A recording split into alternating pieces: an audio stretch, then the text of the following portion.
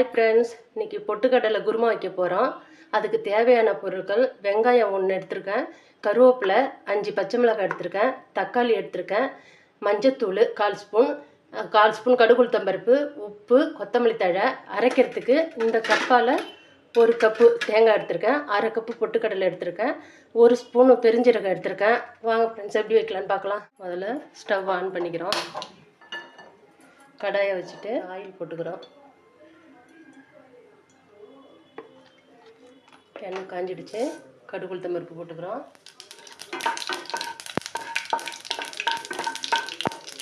கடுகு பொரிஞ்சிச்சு. வெங்காயம் போட்டுக்கிறோம். கருவேப்பிலை, பச்சை மிளகாய்,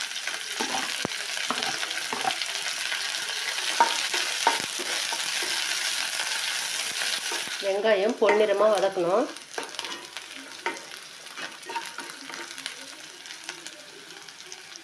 பாருங்கள், இந்த அளவுக்கு வதங்கிடுச்சு. இப்போ தக்காளி போட்டுக்கலாம்.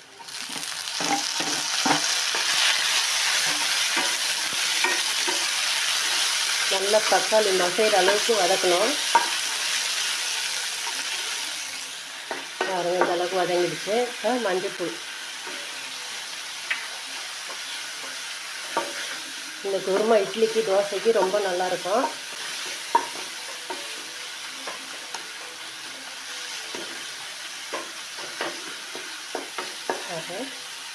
இந்த அளவுக்கு வதங்கிடுச்சு. இப்போ தேங்காய் அரைச்சி வச்சுருந்ததை இங்கே பாருங்கள், தேங்காய் அரைச்சி வச்சுருந்ததை இதில் ஊற்றிக்கிறேன். இதில் ஒரு 1/4 லிட்டர் போல் தண்ணி ஊற்றிக்கிறோம்.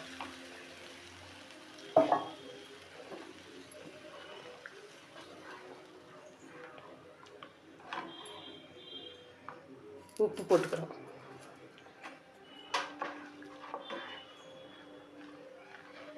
இது ரொம்ப கொதிக்கக்கூடாது.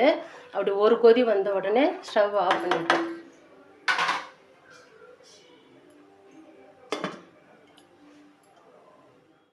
வாங்க, குருமா கொதி வந்துடுச்சு. இங்கே பாருங்கள், அப்படியே கொத்தமல்லி தூவி விட்டுட்டு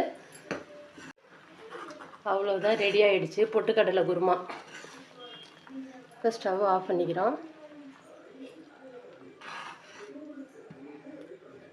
அவ்வளோதான் ஃப்ரெண்ட்ஸ், ரெடி ஆகிடுச்சு. பிடிச்சிருந்தா லைக் பண்ணுங்கள், ஷேர் பண்ணுங்கள், கமெண்ட் பண்ணுங்கள். அடுத்த வீடியோவில் பார்க்கலாம். பாய்.